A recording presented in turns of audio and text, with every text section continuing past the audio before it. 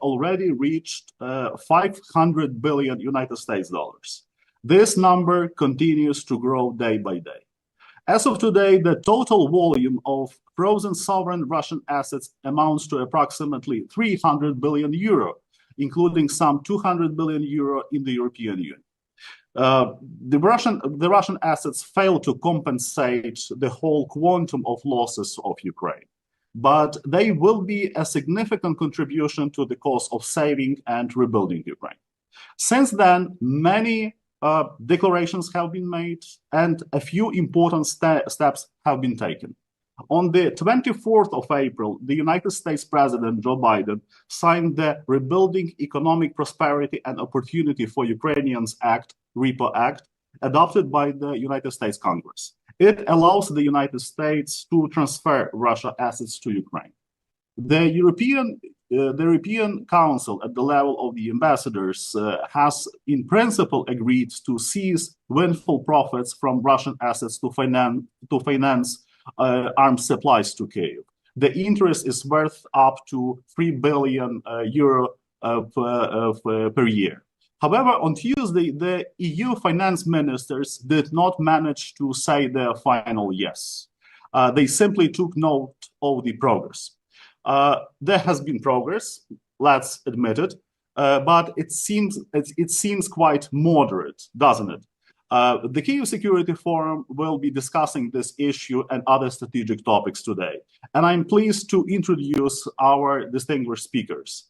I'm happy that Viola von Cramon-Taubadel, our good friend, is with us. Thank you very much, Viola, for joining this conversation. Viola is a member of the European Parliament from Germany, and she is a member of the group of the Greens European Free Alliance. I'm happy that Natalie Jaresko is with us. Thank you, Natalie, for joining this conversation. Natalie is the member of the Kyiv Security Forum Security Council and former finance minister of Ukraine. I'm happy to see Philip Zelikow, who is a strong partner and true friend of Ukraine, senior fellow at Hoover Institution at Stanford University and former counsel of the United States State Department. I'm happy that Stephen Rademaker, former United States Assistant Secretary of State, is with us. I thank you, Stephen, for joining this conversation. And I'm glad to introduce Arseniy Yatsenyuk, the chairman of the Kyiv Security Forum and former Prime Minister of Ukraine. Without further ado, I wish to start with Arseniy Yatsenyuk. So please tell us, what's your take? What do you think of the progress made? You're welcome. Well, Danylo, my take is very simple and crystal clear. Russian frozen assets have to be completely seized and transferred to Ukraine, period. Look what's happening right now on the ground. Russia launched an offensive, and the situation on the front lines is very complicated. Russia still has an ability to finance its war chest. An average amount of cash that Russia is spending per year is around $120 billion. And look at this, it's even despite the fact that Russia is under severe sanctions imposed by G7 and the free world.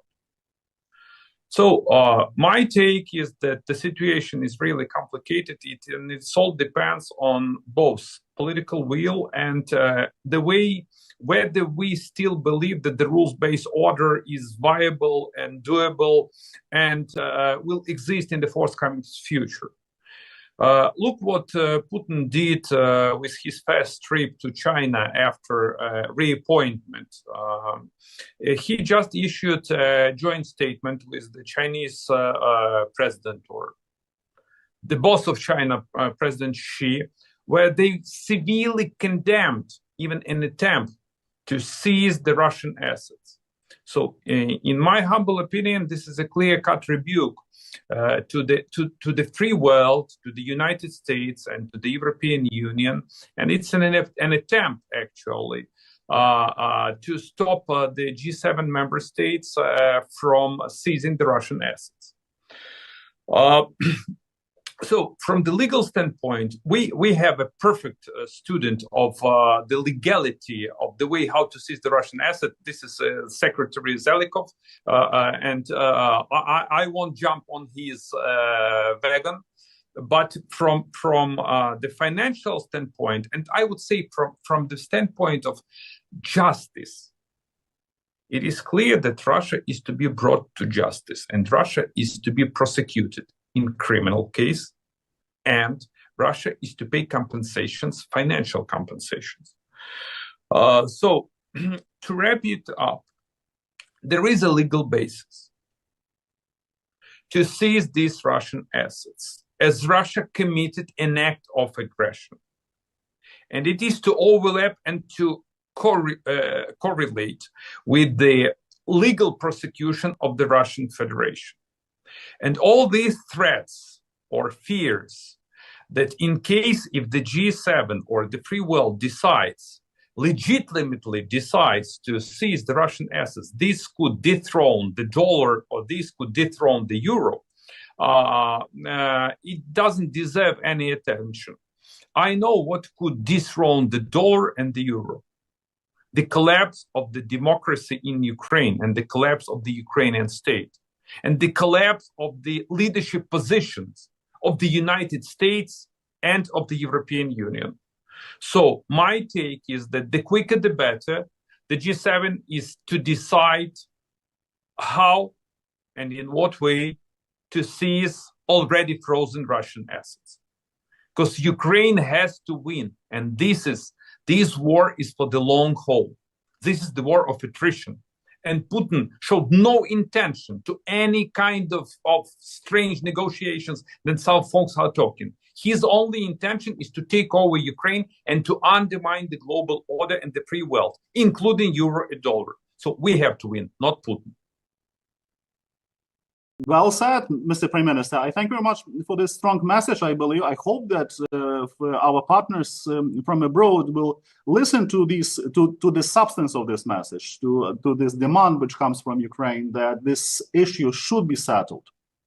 Philip, my next question goes to you. What's your take? How do you assess the progress made, and what kind of decision in practical terms on Russia's assets do you expect from the upcoming G7 summit in June? This is very important for Ukraine since we all look forward to that summit. We would like to see some practical results. We have a lineup of summits, G7 summit, then NATO summit. So we would like to have those summits as summits of success in practical sense. You're welcome. Right. The situation is unclear because the battle is being waged right now about what will happen at the G7 summit next month. And so the 3 points I want to draw out for your audience. One, the issue is not abstract and moral, though it is moral. That is, there is a sense of, well, Ukraine has been badly damaged. It's appropriate at some point for Ukraine to get this money. I want to stress that the issue is urgent from the point of view of imminent budget gaps and imminent financial needs. The Ukraine's survival in this war depends on guns and money. Everyone has been talking a lot about getting the guns. Hardly anyone has been talking about getting the money. The money is as important as the guns. And in the case of the guns, we had some obstinate members of Congress in our country, but now we're moving on that. In the case of the money, though, the problem is not some congressmen in America. In the case of the money, the problem is a handful of fretful European leaders who have not yet decided what to do. And the battle is being waged now. So first point, it's an urgent fight, not just an abstract moral fight. It's a policy issue. Two, the move the Europeans announced last week at the level of ambassadors was presented as a major step forward. In fact, it was the worst of all the possible options that were actually on the table. The Europeans have taken a legal view that the earnings on reinvested Russian assets actually don't belong to anyone but a European bank called Euroclear. So the minimum option they had was to let Euroclear, this bank, simply keep all that money in the billions or do something with it.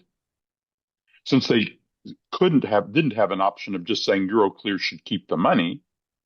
What they did then is say the money that Euroclear is earning, that Euroclear supposedly owns, well, we'll at least take that and use it not to give to Ukraine. We'll use it to offset European defense spending burdens. So if you kind of thought about the menu of possibilities as to how they could use the money that they had to use somehow, that was the worst of all the possible options. And then they present that to the world last week in all the newspapers as progress to help, when in fact it was the worst possible choice. It leaves alone all the other securities depositories that are holding Russian money, and is actually a complete dead end. And the amounts of money involved, none of which actually would go to Ukraine in the European plan, are themselves completely insufficient. Meanwhile, the Americans are trying to come up with a proposal that would respect the French and German red lines, but at least front a lot of money to Ukraine right away this year to meet the urgent needs of 2024 and 2025, and then front that money on the European promise that all of these earnings would be used to repay that extension of money, over coming years. The Europeans right now will not even commit to do that. They will not even commit to repay the Americans if they front the money using the interest from the reinvested Russian earnings. They won't even commit to that proposal right now. But all these battles are currently in play. So the basic battlefield then is there's an American proposal that tries to stay in the European red lines, but at least fronts a very large sum of money to Ukraine right away this year by locking down the promise that at least those earnings that supposedly belong to Euroclear will be dedicated to paying that back. Call that Plan A. And then meanwhile, Plan B, which is the direct transfer of the Russian assets into a trust fund to help Ukraine, is also being readied, and we have some more authorities on this. So that battle then of at least trying to get acceptance of either the emergency Plan A or the medium-term Plan B, the full transfer that Arseniy rightly called for, that battle is currently underway to see if we can make any headway at all by June to get a work program done before the American elections. So the final point I want to argue to your viewers is this issue is currently in play and is unsettled. They are battling about it right now. The current European position is actually pretty hard to sustain. One of the reasons that position is hard to sustain, and Steve may get into this a little bit, is because the Europeans claim that all this money is in Europe and that therefore they can just tax it. In fact, a large portion of the money supposedly in Europe is not actually being managed in Europe. It's being managed in the United States, in Britain, and in Canada by correspondent banks in which the Russian ownership of the cash is being hidden because it's all being commingled in Euroclear's cash management accounts inside the United States, Canada, and Britain. I think that the currently passed American legislation and some other things we can do have the potential to clarify that situation and make it clear that actually the supposedly European money is in fact substantially being held in North America and in Britain. And North America and Britain can make decisions about what to do with the money that's being managed in their jurisdictions. And then that may put a little more pressure on the Europeans. Folks should understand that the public story of why Europe doesn't move, the public French and German stories are not the real stories. I have direct information about this at the ministerial level. What's really going on behind the scenes is Russia and China and the Arabs are blackmailing the German, French, and Japanese governments by threatening to confiscate and liquidate private company interests, and by threatening not to buy French sovereign bonds, on the open market. So it's not a general threat to the euro. These are quite specific national blackmail threats being focused on Japanese LNG, on German companies, on French sovereign bonds. So then my answer to that, and of course this is all invisible to the public, is that we should address those pain points in Germany, in France, in Japan. And there are a variety of ways in which we can help those countries manage these blackmail threats and move forward to do what I think they increasingly know they need to do. This is extremely interesting. I thank you very much for these remarkable remarks, and this is what is very important for the Ukrainian audience and for the international audience to hear about those invisible games that are being played behind the scene. I think that maybe Arseniy would like to reflect upon this. Because I saw your reaction, if you would like to say something, you're welcome. Philip, you're absolutely correct that something is going on behind the scenes, and the way you described it deserves the credit and full trust. So it's all about blackmail, and it all depends on the way how we respond. If Russians and China manage to blackmail an entire free world, so what the hell is going on this earth? So do we have tools and leverage to respond? Yes, we do. And it's all about the political will, because we are acting within the legality. Thank you, Stephen. I would like to invite you to share with our audience your opinion, your take on the ongoing processes, and there is a very concrete question that I also would like to raise. What will you recommend the Ukrainian authorities how Ukraine can help our Western partners take necessary decisions? You're welcome. So thank you. First, I want to commend everyone on this call for the work they've done to bring us to the point we're at. This is a critically important issue, and we're here and today able to report great progress has been made in Washington on this issue. Congress has passed a law authorizing the United States government to confiscate sovereign Russian assets that are under the jurisdiction of the United States. This was a long-term effort. It took us years here in Washington to work on this and bring it to successful conclusion. It was a controversial idea when we started. There were a lot of reservations. We had to answer questions about international law, about the global financial system. We answered those questions in Washington and formed a consensus here in favor of moving in this direction. And so the enactment of the REPO law is a very significant development, but it's really just a start because it doesn't actually confiscate the assets. It authorizes the president of the United States to do that. And the Biden administration has been clear that they don't intend to exercise that authority on their own. They want to use that authority, but they want to do it in concert with other countries, with allies of the United States. And that's not necessarily a bad position because I think, as we all know, most of the money is not in the United States. So, to fully assist Ukraine, we need the rest of the world to move in concert with the United States. But I agree with the comments that have been made that it is urgent that we form that international consensus and then have the collective global action to confiscate the assets and provide them to Ukraine. And it's urgent both because of Ukraine's needs, but also because I think we need to anticipate that this war will end one day and there will be a negotiation as part of the end of the war. I don't think the war ends with Russia surrendering to Ukraine. So there will be a negotiation about the terms on which the war ends. And we know what Russia will want in those negotiations. There'll be issues about borders and issues about whether Ukraine can join NATO and the European Union. But in addition, Russia will ask for two things. It will ask for an end of the Western sanctions, which is a reasonable request. If they end their aggression, we should end our sanctions. But also, they are going to ask for their money back.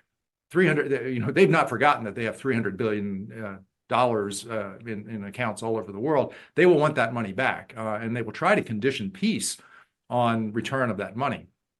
the strongest answer we can provide in that situation will be, it's too late.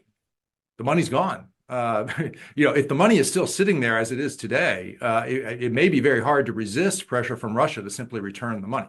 So I think for that reason alone, it's urgent that we proceed to exercise the authority of the REPO Act and have our allies take parallel action to confiscate the money and provide it to Ukraine. And I will say that, the REPO Act does include a very useful feature which hasn't received a lot of attention, which is it restricts the ability of the president to return the money to Russia. It contains language that the president is allowed to return that money to Russia only if some other arrangement has been put in place for Ukraine to receive compensation from Russia. So it tries to rule out as a legal matter saying yes to Russia in a negotiation that, well, as a price of peace, we'll give you your money back. And it contains legal restrictions, and then also the U.S. Congress would have to vote on whether to allow that to happen. So that's another additional restraint that the REPO Act included, and I think it's a very important feature of the law that will benefit Ukraine. I did want to make one additional point, which is I do think it's important to talk about the purpose to which the money should be spent, or the purpose to which the money should be put. I know that Ukraine has urgent needs, and it's tempting to use the money to buy weapons, to support the Ukrainian budget. I think it's important to resist that temptation, though, for several reasons. First, the basis under international law for confiscating the money is much stronger if we are using the money to satisfy Russia's debts to Ukraine than if we're using the money for some other purpose. I won't go into all the reasons why, but it becomes much harder to explain the legal basis for confiscating the money as an action in response to Russia's violations of international law if we're not using the money to extinguish Russian liabilities. Also, the countermeasures doctrine, which is the legal doctrine that provides the basis under international law, is to be used only to induce compliance with international legal obligations, and Russia has the legal obligation to compensate Ukraine. So it's a clear case of satisfying that prerequisite to use of the countermeasures doctrine. If the money is used for other purposes, it becomes harder to explain why this is a lawful measure. I also think it will be easier for Russia to accept the idea that it's not getting its money back if we're able to explain that the money has gone to pay off debts that Russia would have to otherwise pay from other Russian assets. So, they're not actually losing their money. Their money is being applied to debts that they would be responsible for if we return the money.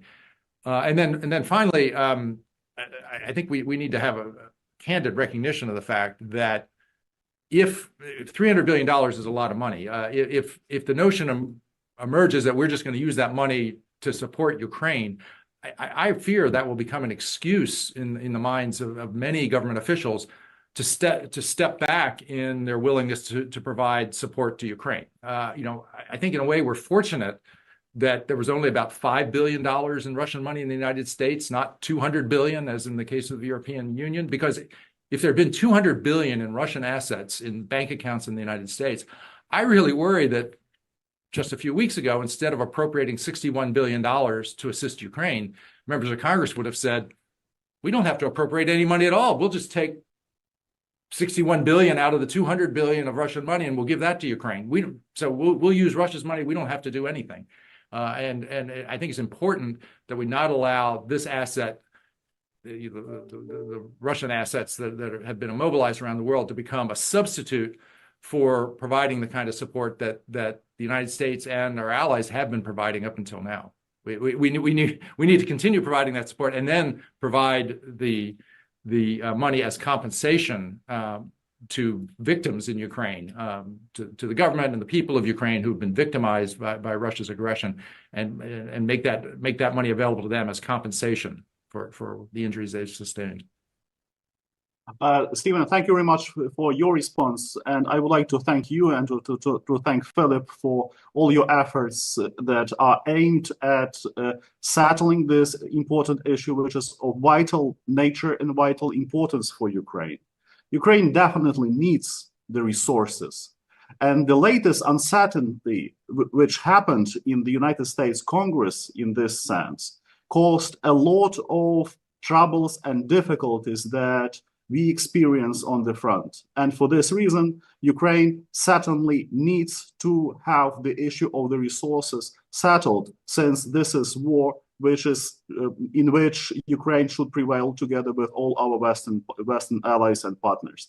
And here I would like to invite Natalie Jaresko to give us this general big picture, if I may ask you. Your assessment of how strong you feel is the commitment of our international partners in terms of supporting Ukraine. What's your take? How do you see this? Thank you very much, Danylo. I have to be frank with you. I think the commitment is very strong. I think in Europe, the commitment has grown even greater month after month. But the reality is that politics is complex. And that's what we saw over the last 6 months in the United States. Despite having bipartisan support, it was delayed by 6 months. And that 6 months is the difference between life and death in many cases in Ukraine. And we are facing a multitude of elections across our allies.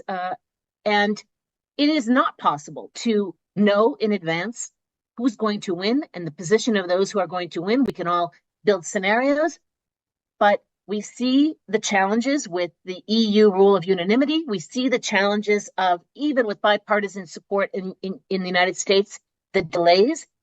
And so I think that even within this environment of great support and increasing support from Europe, I think that this issue needs to be resolved as soon as possible.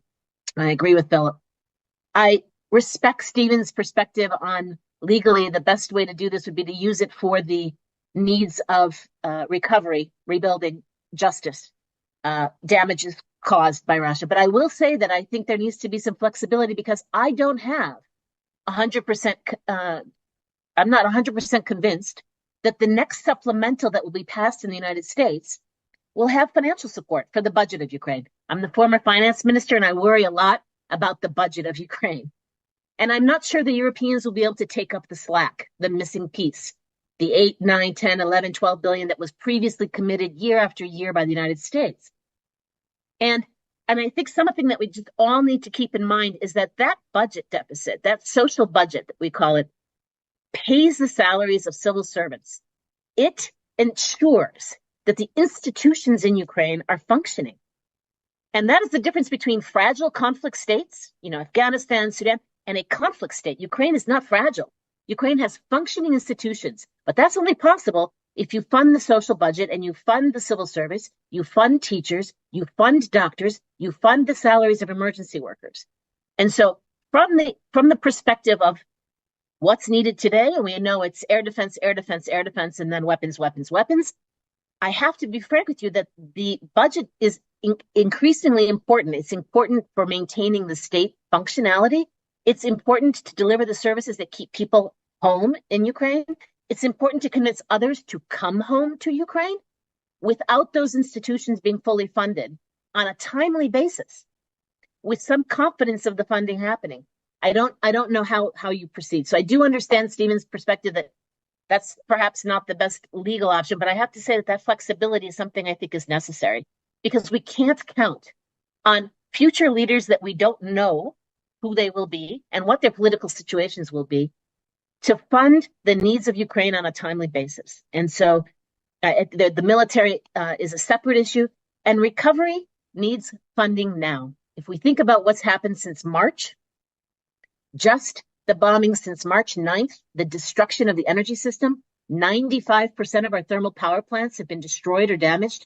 30 to 40% of our hydroelectric plants have been damaged, not destroyed, and hopefully never destroyed beyond what happened to Kakhovka last year. Think about the fact that this is often more than what is budgeted, more than what the World Bank said was necessary when they did their rapid damage needs assessment in February. This happened after February. if the rapid damage needs assessment said that we needed approximately 15 billion for this year to begin the critical recovery that's needed this year to maintain our economic resilience, then all of this is added to that. And you need to put something in place to have electricity, heating for the population by winter. It's urgent. That money's needed urgently. Yes, there are funds available from our partners, but is it enough? And can we count on it each time? So I would argue that some flexibility, perhaps money is fungible and there are different ways to look at how money's move to different categories. But the simple fact that we have the support of the West isn't the same as having timely knowledge and confidence of streams of funds that keep the front safe, keep the people safe, and keep the country whole. Danylo, could I jump in? Yes, you're welcome. I think there's a way to compromise both Steve's concern and Natalie's concern. And the way my suggestion is this. I think it's legally permissible to allocate money that's set aside for damages in a trust fund for two purposes related to Ukraine. One is to meet what the IMF calls the external financing gap, or the budget gap. You see, Ukraine is having to sustain a war budget. The war budget has been imposed on Ukraine by Russia's aggression. So it's an extraordinarily large budget that then creates a gap of what Ukraine can normally fund from its normally available revenue that's caused by the war. So the budget gap is part of the damages caused by Russia's aggression. Then in addition, there's recovery and reconstruction investments that Natalie alluded to. So I think both of those things, that is, helping to close the budget gap and thus maintain the IMF program, can be seen as compensating Ukraine for Russia's aggression. Investments in reconstruction are also compensating Ukraine for Russia's aggression. I agree with Steve that money that simply is put in a bucket labeled military assistance is probably the least good way to try to allocate support for Ukraine. It's the most vulnerable to legal challenge. So I think Steve has a point. And so in order to address Steve's concern, like, don't channel the money in a way that is just clearly legally awkward. If you channel the money to help Ukraine close the budget gap and make the necessary recovery investments, I think that can be defended as compensation for Russia's aggression without getting into the bottomless pit and legally awkward labels that Steve was warning about. Mm-hmm. Thank you, Philip. And now I would like to invite Viola. Viola, by the way, just continuing this conversation, let me quote German Chancellor Scholz, who said that around 90% he thinks of revenues from frozen Russian assets should be spent on arms supplies for Ukraine. And here we have those skeptics, and we have the messages from Russia and China, blackmails, and so on. So share, please, your take. What's the European perspective? How this issue is seen in Europe, and how the general political landscape before the upcoming European elections looks like, and what's your general assessment of the situation? You're welcome. Thank you, Danylo, for having me, for inviting me to this great conversation. And definitely I can mirror a little bit of how it is being perceived in the European Union, our member states. I'm running up and down every day. I was just here in front of 700 school children. This morning we had 400 or 500 school children. And my main pledge is get ready to support Ukraine, because that is about our security. And of course, there are a lot of discussions going on, not just amongst youngsters, not just amongst politicians, but amongst the broader society. And many things have been said, which I definitely share. My concern is also if there is this so-called 300 billion euro or dollars is almost equal, then there is obviously less pressure for the governments to make sure that the state support, the state financial support will stay up.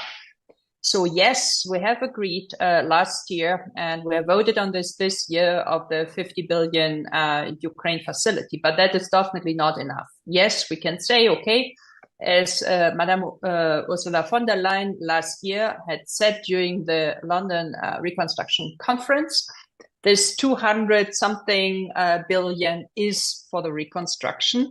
And then I can imagine in general there is an overall agreement, or there is a confirmation. But if you see that there are some member states, such as Austria and other neutral states, Ireland, there's less desire to pay for arms and weapons and military equipment. So maybe this is just an excuse, but nevertheless, we have to consider, as Natalka has said, there is unanimity, and it makes us extremely weak if we precondition this, or if we pre-place this already to the defense sector and only for arms selling. So I would say, in general, we need to find a different solution, and especially those obstacles of blackmailing by the Chinese, by the Russians, by others. That has to be overcome in a way which I have no idea how to do this. Of course, it's not just against the Germans. There are other financial players such as Luxembourg and others who seem to be very vulnerable to those blackmailing attempts. And I'm not enough of a legal expert. I'm not deep enough into this council decision to say how much the G7 have tried to compensate or to come up with a solution here. So maybe we can have a discussion here. But in general, I would rather say don't focus only on military delivery and military support when you speak about the 200 or 300 billion euros or dollars. I can follow that argument which was made by Stephen to say, in the end, Russia has to pay anyway. So Russia has to pay. There is a financial obligation because of the war crimes, because of the other threats, because of the destruction. This money needs to be found, and then we can actually already spend it now. I think that is something you cannot counter. But to focus only on the ammunition, even I fully agree. I mean, what's needed now is guns and money, and that is super obvious when you speak to the colleagues and when you speak to the soldiers. I mean, we all know we are at a very critical point, and but I mean, speaking about ammunition now, and speaking about Taurus, speaking about other long-term or mid-ranges missiles, that does not depend on the money. To be honest, I have heard nothing is a question of money. I think there is sufficient financial means to cover everything which is needed for Ukraine to become more resilient in military terms. That is clearly a lack of political will. And it's good to hear that the Chancellor Scholz tells us 90% of this will go to Ukraine and then weapon supply.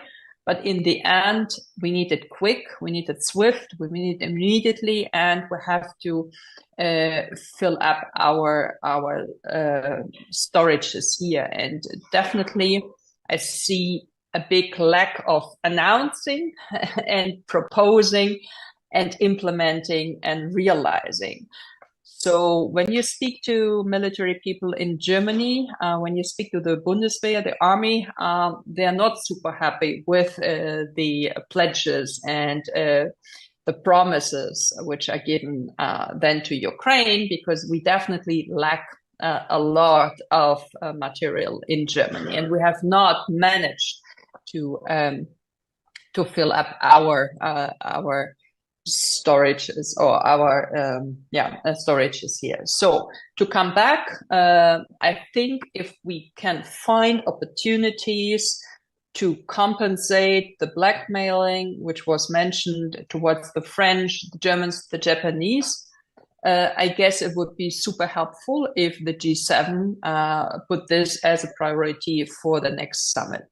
Second of all, I would not focus to blame Euroclear. I don't think that leads us anywhere. I would rather say the 200 or 300 billion is needed for reconstruction, is needed for running the state, is needed for more civilian expenses than only for military, because that makes the discussion within the European Union much easier. And it is absolutely right, as Natalia has said, we do not know whether the US after January next year will be able to finance the civil expenses of teachers, pensioners, I mean the state as such, in this amount. Yes, we cover part of that with the Ukraine facility, but I think we should get ready to use the 200 for this, plus additional money from the member states or from the Commission.